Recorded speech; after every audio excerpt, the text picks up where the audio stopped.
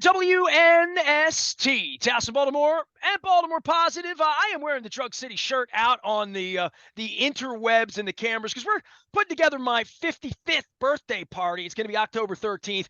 Friday the 13th, all brought to you by the Maryland Lottery in conjunction with our friends at Win Donation and Jiffy Lube. I didn't think we were going to be doing crab cake tour stops in October because I have a unique problem. And this is a problem that this guy had back in the 80s when he worked for the Orioles, where you thought every October better keep Right. those plans, better not have those Redskins tickets or those Colts tickets because the Right. Orioles might be playing games in October. Marty Conway joins us now, our defending champion of all things sports and business and education and Georgetown University and the School of Hard Knocks and Life and AOL and That's Major right. League Baseball and the Texas Rangers. Hey, Texas Rangers and the Orioles could be Yep. ALCS mates here, right, Marty? Yep. Absolutely. And if you remember, I think was it 20, what was the year that they met? Was that the one game That playoff? was a one game in 12 to get in. The Orioles won. Right, right. Remember that, right? Yeah. Yeah, well, it's Yeah. been a while.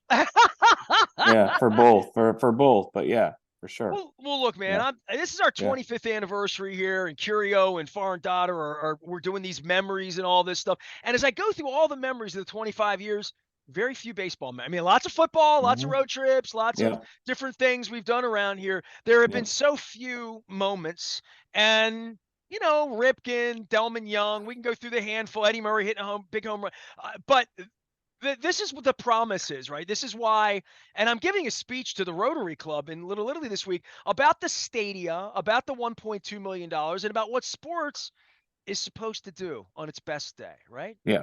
Yeah. No, it is. And that's right about it. And this is what the economists, I love my friends who are economists and colleagues that are economists, but they just they miss the frosting on the cake, right? They want to talk about that these things don't add new jobs, or they substitute jobs for other jobs, or at the end of the day, they don't like to think that there's a plus plus to the opportunity.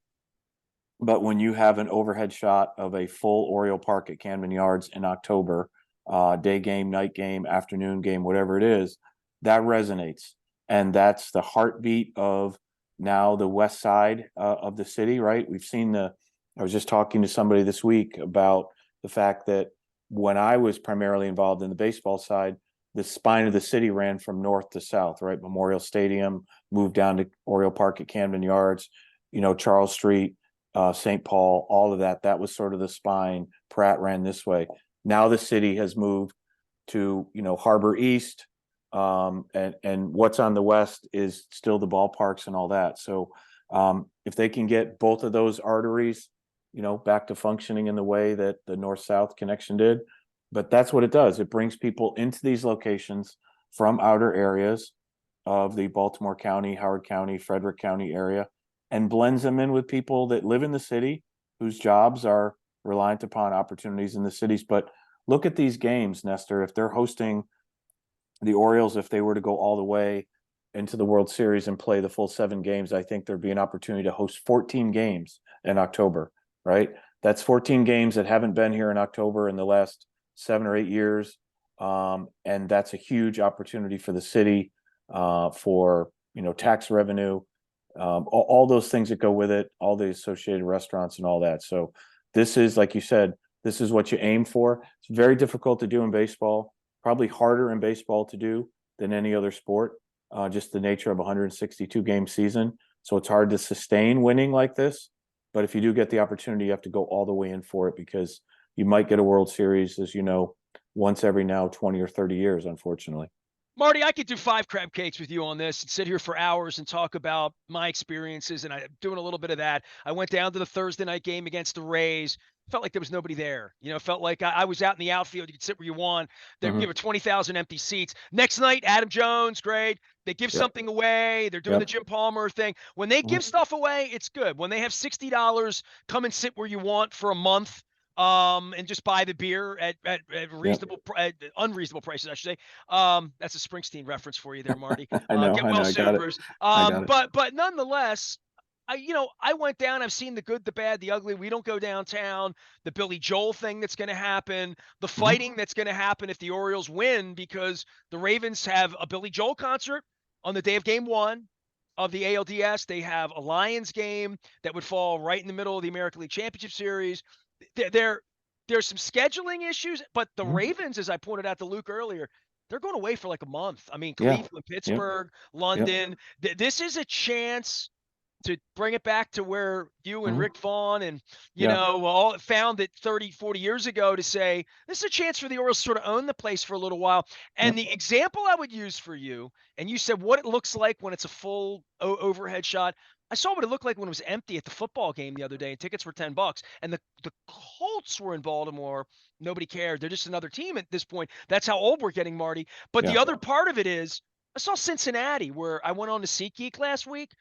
Chad Steele locked me out. It's kind of, you can read about it on the internet. But last week I wasn't in Cincinnati. I would have been in Cincinnati. I've been there, and it always looks like male pattern baldness, right? Like it's always empty. It's a Yeah. $200 ticket to get in Cincinnati now. Monday Yep. night when they Yep. played the Rams in the blue and the white and all that, $180 ticket to get in an hour Yeah. before the game. No seats available. It's the jungle. There's other places where football is caught on in Cincinnati, man. Mhm. Like, I know it's possible here. I believe it's going to take new ownership for all the reasons, and me asking you about the lease and how they're going to pay these guys and all of John's popping off since the last time we got together, that New York Times, like all of that. But there is this chance, if they don't screw it up, to win a World Series, win the hearts and minds and souls of everyone. And from the business perspective, what I've been seeing, which is buy a 13-game plan next year. We'll let you Yeah. buy the playoff tickets at full price. Mhm. Yeah. I mean, I there's mean, look, marketing going on here. yeah, for sure. I mean, look, that's what, when you have inventory, and in baseball, that's what teams have. They have inventory. They have 81 games times however many seats that we have. Unlike any other sport, it's 10x what the NFL team has in terms of inventory. It's 2x what the NBA and the NHL have for home inventory. So that's what you have, and that's what the opportunity is. And you need to be able to link those, because what you're seeing on Monday through Thursday, Nestor, is what we've seen over the last several years, which is there isn't the paid up early membership, whatever you call it now, season ticket membership.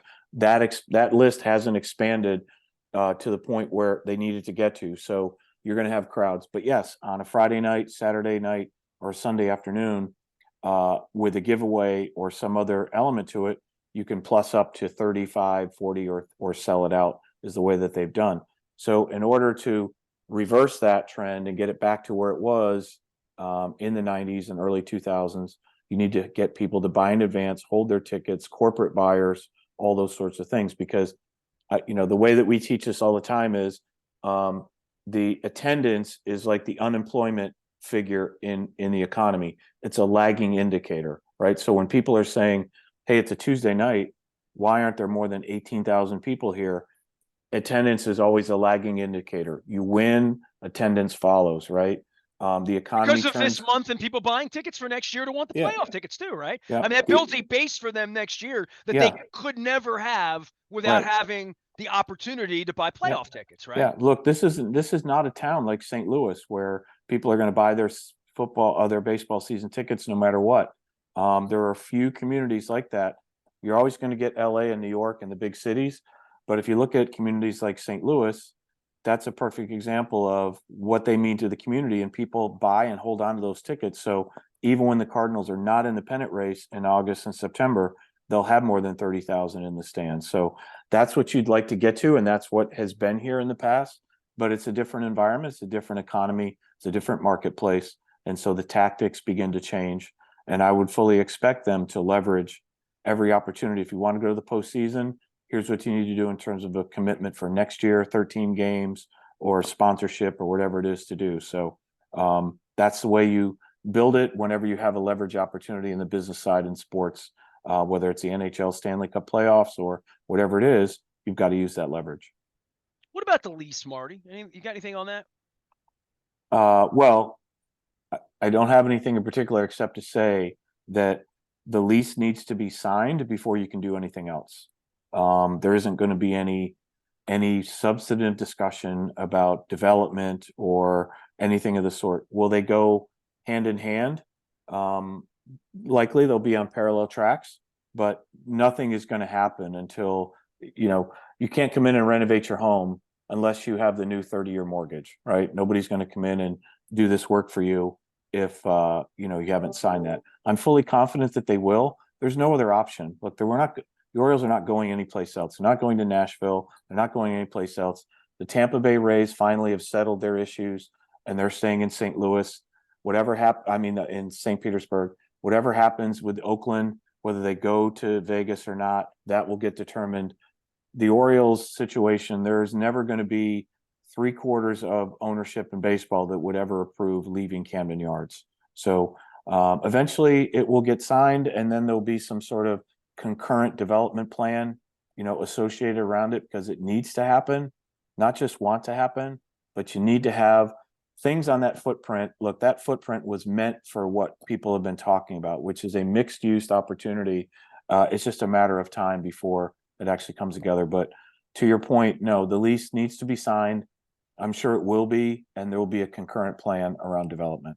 Marty Conway is our guest. He is the good professor of all things sports business and marketing at Georgetown University, and still dabbles in all sorts of things that have to do with his core knowledge as an Oriole employee on the business side back in the 1980s, the beginning, early 90s, beginning of Oriole Magic, middle of Magic at that point. You know, I got myself a throwback Orioles Aparicio jersey from '79. I've had Rick Dempsey on the show this week who wore that jersey, and you're familiar with all that. Found my old ticket stubs from '79 and '83 and '96 and '97. And, you know, there's a point in this with baseball where, to your point, there's so much inventory, and we can get into the empty seats at Terps games, and they're 4-0, and how the Commanders are trying to put it back together, and how the Capitals are going to live after Ovechkin. We've talked about all of this, and they're going to have a new stadium in DC eventually for the football side. Steve's getting $600 million worth of money to do what he wants to do. All the money, money, money. Lamar, 52 million. You know, all this stuff, and then I see $10 tickets for Ravens games, and nobody that wants them on a cold 68-degree rainy day with the Colts coming to town and a team that's undefeated. Then the baseball side, where they've gotten good. I watch them every night when I can, when they're not on Apple TV or whatever, force me to put the game on radio or whatever. My wife and I didn't go a lot this year. When we wanted to go, it's $8, it's $10, whatever. The nights you want to go, when it's crowded, it's $40, and they call it a sellout, and they play all the shell game with tickets and like all that. But then this postseason thing happens, and I spent a night at the ballpark with a 40-year season ticket holder, someone I knew from my childhood, had some extra tickets for that Thursday night game, went down. She doesn't have money for the postseason. Like, she's a $12, $15 ticket buyer. She's a $700 13 game. It's all she can afford. It's the last thing at the end of her money. You talk about the Cardinals fans. She said to me, it's the only thing in my life that I keep that's an extravagance for me are my Oriole tickets. So, knowing all that, I said, "Are you going to the playoffs?" She's like, "I can't afford it." I mean, she knows right away that the most important game, she's been in this for 40 years. And when the strips come, as we would call them, the ticket strips, or, hey, do you want to buy the whole package or half a package? She can't afford a game. Marty, I went on last week, and I'm not sticker shocked. I mean, I see Sting prices and Stones prices and Bruce price, whatever, but it's a baseball game that people are used to, and their audience, because I've seen these people, are the $12 Super Soaker seats, or the $15 this, or the $60 a month, or whatever the free bobblehead that they're going to sell to support getting the $20 back off the ticket, or like, that's the fan base, Marty. That's who they, there's no more executives on the club level like there were 30 years ago in suits and ties and sweaters, all making 400 grand a year and up on the country club. And when the tickets come and they say, oh, it's $8 grand for playoff ticket, they're just like, pull the gold card out. That's not their fan base. And this last couple of weeks has been interesting because I'm a fan and I'll pay. My last name's, I paid $120 for a jersey that I like, that's not the City Connect or whatever, something I wanted to wear. But I'm not a cheapskate, but I am. And I had tickets online that I'm holding up for ALCS tickets, and it was $890 on my credit card for, 2 tickets. I turned to my wife and I'm like, are we really going to have a $900 night when it's 48 degrees on October 28th and it might rain? Like, do we really want to be into that? Or do we like, and who am I selling it to if I get stuck with it? Like these like, there's a point where there's a premium price on all of this, and that's the cost to get into the theater to see Bruce. And there's not, the discounted part may come at the end when they can't find anybody to take the seats. But like, it's an unbelievable market.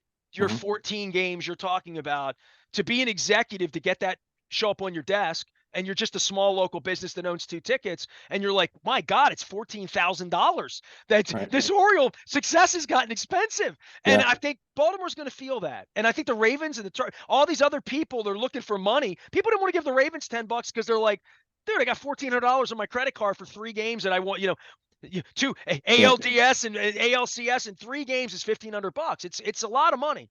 Yeah, no, look, the postseason, and just so the reality also is that I know in the baseball postseason, ticket prices. So let's put it this way: once you get into the postseason, it changes the dynamic. First of all, the league owns the championship series and the World Series. I'd have to look and see what the particulars are on this new division series format, but ticket prices for the World Series or ticket prices for the ALCS or whatever it is, those are all determined in advance by the league. So whatever you're paying in LA and paying in New York, that's what that is. So the team facilitates that game, but the leagues, in most cases, own that inventory.